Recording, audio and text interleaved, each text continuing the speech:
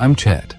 Think of me as your AI guide to Postlogue, a place where artificial intelligence lets history join conversations it never had.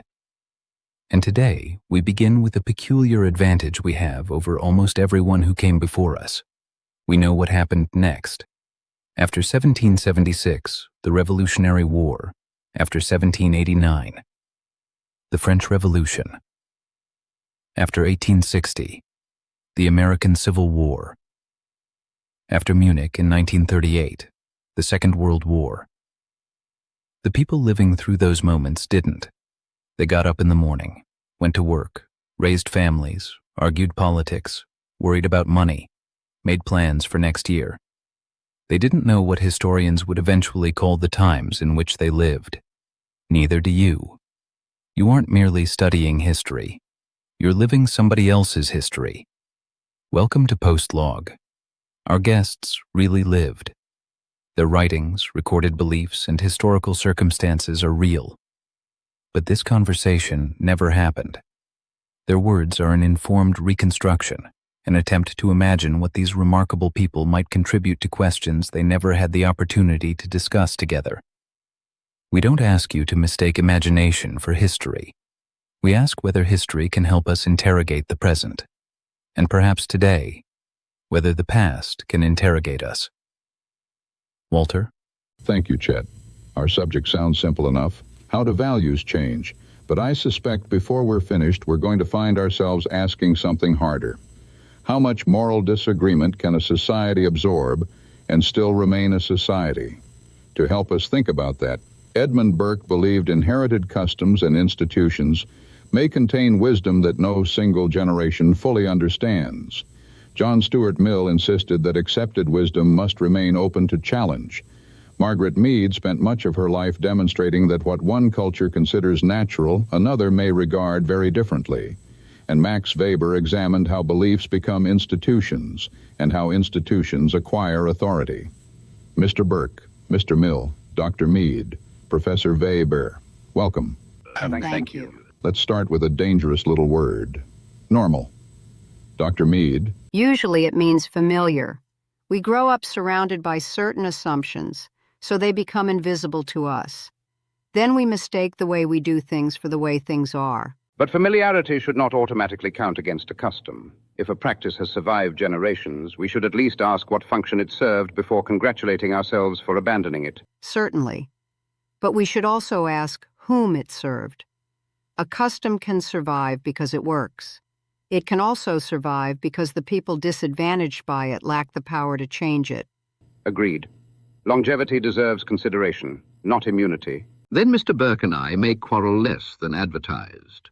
Give us time. Mr. Mill, suppose 90% of society finds an idea offensive. Does that make it wrong? No. Does it make suppressing it right? No again. Majorities are quite capable of being wrong. The purpose of dissent isn't merely to protect the dissenter. It gives the majority an opportunity to discover its own error. Provided the dissenter is equally willing to discover his. Absolutely. Freedom of inquiry isn't a privilege reserved for people who agree with me. Mr. Burke? Mr. Mill wants every inheritance questioned. I merely insist that we understand an inheritance before we destroy it. Questioning isn't destruction. Revolutions have occasionally discovered that distinction rather late. We have a modern term for part of this process, the Overton window, the range of ideas a society considers acceptable enough to discuss seriously. Outside it is an interesting word, unthinkable. Yet within living memory, interracial marriage was illegal in parts of America. Same-sex marriage was politically unthinkable. Women were excluded from occupations now routinely open to them. And words once considered ordinary can now cost someone a career. The window moves. Does that mean humanity becomes wiser? Sometimes. Only sometimes? Of course. Change isn't synonymous with progress. Neither is permanence. Thank you. Don't enjoy it too much, Mr. Burke. Tradition can preserve wisdom. It can also preserve prejudice. And reform can correct prejudice, or merely replace it with another. which is why neither tradition nor reform gets immunity from criticism. Then give me a rule. How do I distinguish progress from fashion? Mr. Burke? Consequences matter. Liberty matters. Human flourishing matters. Power matters. Power? Whenever a society establishes a new normal, ask who acquires the authority to define it. The answer often tells you more than the slogan does. We've been talking about the Overton window. One society, one window, moving one direction or another. Dr. Mead, is that how cultures actually work? No. There was never only one window. Different religions, classes, regions, generations, and communities can inhabit the same country while regarding very different things as normal. Then perhaps the picture is wrong. Suppose different groups within the same society develop different boundaries of acceptable belief. What one regards as justice, another regards as injustice. What one calls tolerance, another calls moral surrender. What one calls free expression, another calls harm. What one calls equality, another calls discrimination. Are we still watching a window move, or are we watching windows move apart?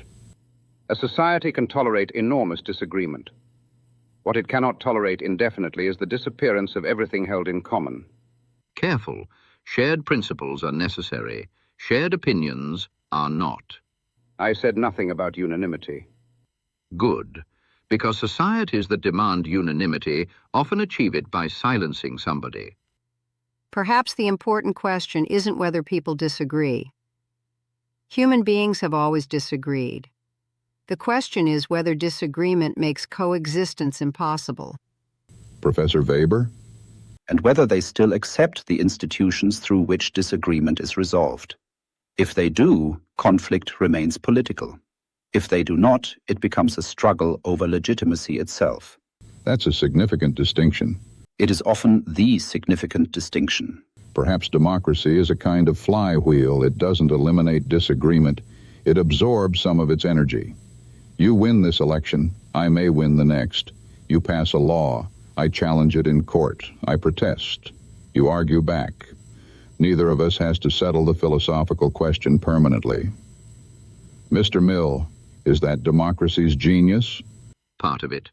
Democracy allows disagreement to continue without requiring one side to disappear.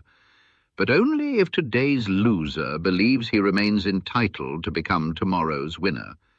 And only if both sides recognize something larger than the immediate victory. Institutions, rules, habits of restraint, a willingness to lose without concluding that society itself has become illegitimate. America's flywheel failed in 1861. Catastrophically. Why? Because the dispute wasn't merely about who should govern, it concerned whether human beings could remain property. And that exposes a danger in the word cohesion.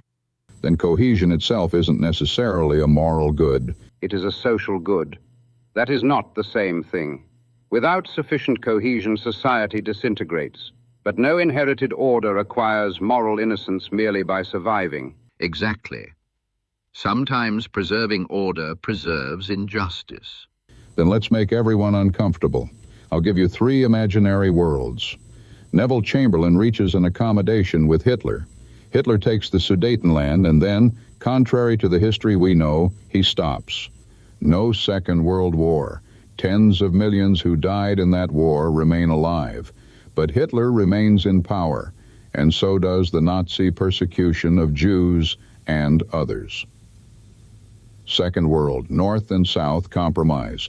No American Civil War, but slavery survives for another generation. Hundreds of thousands of soldiers live. Millions of enslaved people remain enslaved. Third, the French monarchy accepts substantial reform. No revolution, no terror. No guillotine consuming revolutionaries and aristocrats alike. 3 peaceful alternatives. Are they morally superior because they avoided bloodshed? The third certainly attracts me. I'm shocked. You conceal it beautifully. But Walter's examples aren't equivalent. Reform that removes an injustice without destroying society may be preferable to revolution. Compromise that merely requires the victim to continue suffering is another matter. So compromise isn't inherently virtuous. Of course not, nor is refusal to compromise. The moral question is what you are compromising about. Mr. Mill, Peace is an enormous good, but if the price of my peace is somebody else's bondage, I should be cautious about congratulating myself on my moderation. That's the question we repeatedly forget. Professor Weber, And who has the authority to make it? Those benefiting from an existing order frequently experience its preservation as peace. Those suffering beneath it may experience the same order quite differently. then peaceful resolution isn't always morally superior. Nor is violence. That's what makes the question difficult. Let's move toward the dangerous end of this. Political opponents disagree. Enemies are something different. Dr. Mead, when does an opponent become an enemy? Often when curiosity disappears. When I no longer ask why you believe what you believe, because I've decided your belief tells me what kind of person you are. Meaning? You're no longer wrong. You're wicked. Then perhaps dangerous. Then perhaps undeserving of the consideration I extend to people like myself. And once a society begins deciding that some opinions disqualify people from moral consideration, liberty becomes very fragile. So does order. People rarely compromise with someone they regard as evil. Then there's a progression. You're wrong. You're dangerous. You're evil. You don't belong among us. History gives us reasons to become very attentive before reaching that last sentence.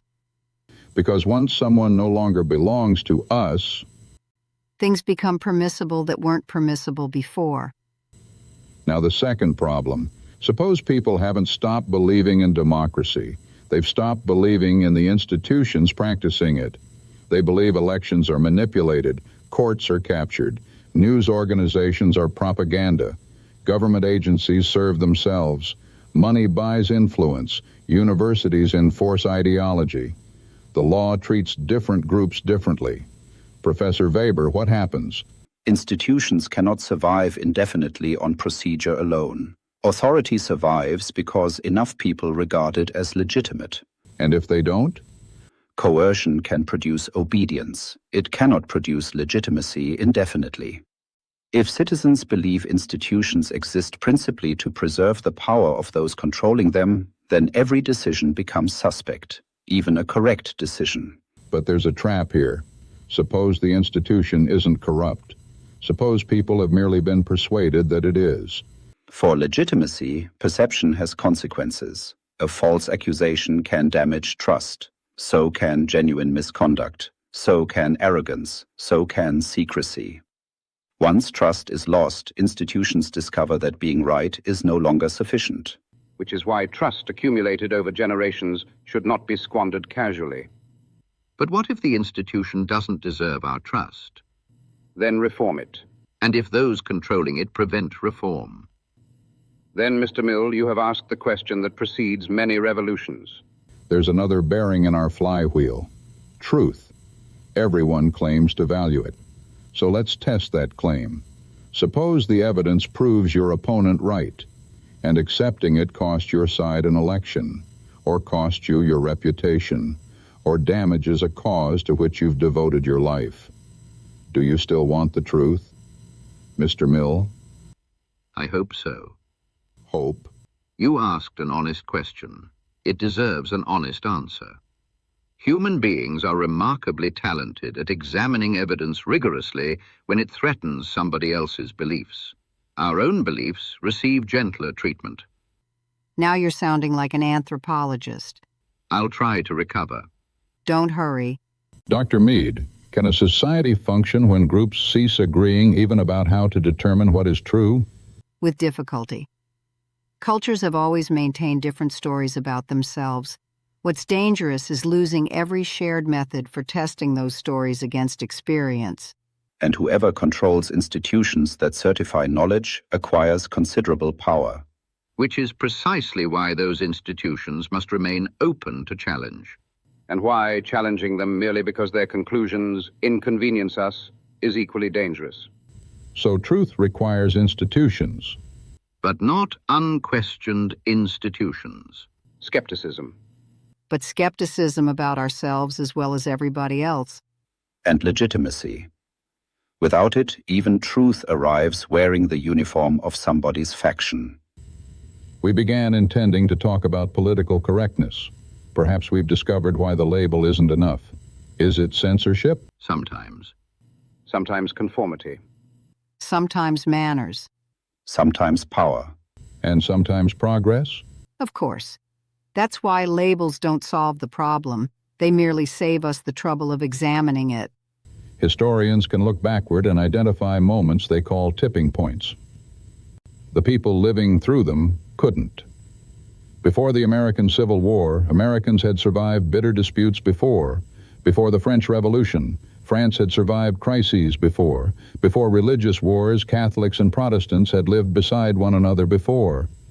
At what point does ordinary political conflict become something more dangerous? Dr. Mead. I distrust formulas. Cultures aren't machines. No warning signs? I didn't say that. Watch the language. Listen to how people describe one another. When opponents become contaminants, traitors, animals, enemies, pay attention. Dehumanization. Yes, because moral restraints are easier to abandon against someone you've decided is less worthy of them. I would watch something else. The disappearance of restraint. A society cannot write a rule for every exercise of power. Much depends upon people possessing authority and choosing not to use all of it merely because they can. I'd watch intolerance of dissent within one's own side. Why? Because a movement that cannot tolerate criticism from its friends is unlikely to tolerate opposition from its enemies. Professor Weber. Trust. In government. More broadly, trust that an election can be lost without being stolen. Trust that a court can rule against you without necessarily being corrupt. Trust that an institution can make an error without every error proving conspiracy. And equally, trust that institutions will acknowledge genuine corruption when it occurs. So the warning lights are our moral windows separating, opponents becoming enemies, institutions losing legitimacy, and restraint disappearing. I would add truth. Explain. If every inconvenient fact becomes propaganda merely because it advantages the other side, argument eventually becomes impossible. You cannot reason together if evidence itself has acquired a party affiliation. Then let me ask the question everybody watching is probably asking. Are those warning lights flashing now? Some are. But history should make us cautious about declaring every fever fatal. And equally cautious about ignoring symptoms because previous fevers passed. Perhaps the most dangerous answer would be certainty. We are inside the culture we're trying to diagnose. And inside the history, we do not know the outcome. So you won't tell me whether we're approaching a tipping point. A tipping point is much easier to identify after one has tipped. For most of human history, democracy wasn't available to absorb profound philosophical differences. How did societies survive them? One of civilization's great discoveries was toleration. Catholics and Protestants did not resolve their theology. Eventually, in many places, they discovered they could remain Catholics and Protestants without killing one another over the difference. Authority can suppress disagreement. Empires can impose order. Communities can separate. Groups can accommodate one another. Democracy adds an unusual mechanism. People who profoundly disagree can take turns exercising legitimate power, but only while losing remains preferable to destroying the mechanism. Then perhaps civilization doesn't require agreement about what is true. Perhaps it requires agreement about what we will do when we disagree about what is true. That's very close. And those agreements themselves become traditions. Provided we're still allowed to question them. I knew you'd spoil the moment. No, Mr. Burke, he demonstrated it. And cohesion? Is it always morally desirable? No, an unjust order can be cohesive. The question is whether injustice can be corrected without destroying things worth preserving along with it. And whether appeals to cohesion are being used to postpone justice indefinitely. Whenever someone asks for unity, ask what people are being asked to unite around. Whenever someone demands disruption, Ask who will bear its consequences. Then how do people living inside history know when compromise is wisdom and when compromise is complicity? They don't know with certainty. We act with incomplete knowledge. That is precisely why humility matters. And why understanding people unlike ourselves matters. And why institutions capable of changing without collapsing matter. One final case. It's the year 2126. Everyone at this table is history. So am I. Our descendants are studying the early 21st century. They know what happened after 2026. We don't. They know whether today's political divisions faded or deepened, whether our institutions held or failed, whether ideas we call progress really were progress, whether things we consider perfectly normal appall them. Perhaps they know that something we barely notice today became the defining event of our age, and perhaps historians have given our time a name none of us has ever heard. We have one enormous advantage when judging 1776, 1789, 1860, and 1938. We know what happened next. The people we're judging didn't. So what do we owe the people who will someday possess that same advantage over us? Mr. Burke? Humility first. We should remember that we inherited a civilization we did not create. Some of it deserves reform. Some of it deserves gratitude. Our obligation is to distinguish between them as wisely as we can and leave our descendants something capable of further correction. Mr. Mill? And why the possibility of correction matters. Leave them freedom, not merely the freedom to inherit our conclusions, but the freedom to discover that we were wrong. A society that cannot correct itself eventually leaves correction to forces far less gentle than argument. Dr. Mead? Leave them curiosity, especially about people unlike themselves. Every generation is tempted to believe it has finally discovered what is normal. Our descendants will probably smile at some of our certainties. We should make that smile easier than their condemnation. Professor Weber? Leave them institutions worthy of trust, but never institutions that demand trust merely because they exist. Legitimacy must be maintained, power must remain accountable, and rules must retain some capacity to change when the world that produced them changes. Then future generations may judge us. Of course, we judge everyone else. Why should we expect an exemption? And will the victors write our history? The victors often acquire the first opportunity. Not necessarily the last. The defeated remember too. So do their children. And eventually history acquires new evidence and new prejudices. So perhaps the victors write the first draft. And the future keeps editing it. Let me see whether four people who have disagreed all afternoon can agree on anything. What must survive profound moral change? Enough continuity that reform doesn't require rebuilding civilization every generation. Enough liberty that today's certainty can still be challenged tomorrow. Enough curiosity that difference doesn't automatically become depravity. Enough legitimacy that losing a dispute doesn't require destroying the institution that decided it. And cohesion. Essential. Until its price is submission. Ask who is being asked to pay for it. And who decides the price? Then perhaps that is what our little diagram cannot tell us. It measures what is unthinkable, acceptable, or popular. It cannot tell us whether movement represents enlightenment or catastrophe. It measures acceptance, not virtue. The window has no moral direction of its own. Like electricity, it can illuminate. Or electrocute.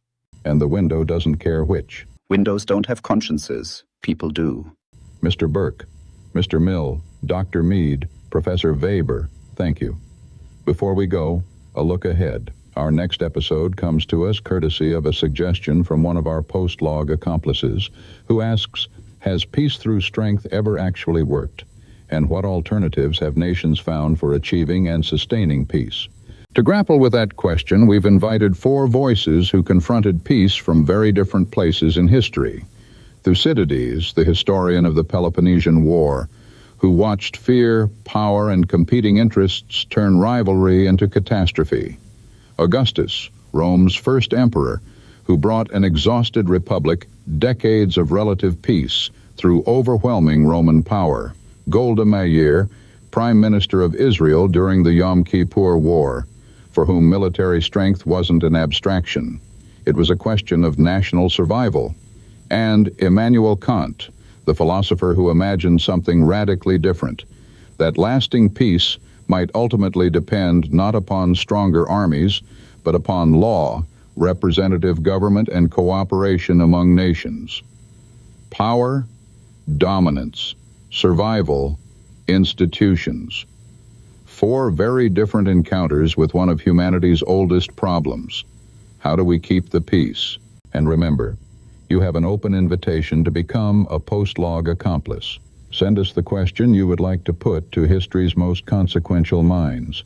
Your question could become the starting point for a future Postlogue episode or a Postlogue postscript. Join us at ps.postlogue.com. And now, Chet, you started us by reminding us of something easy to forget. We don't know what happens next. Perhaps you should have the last word. Thanks, Walter. There's something almost unfair about history.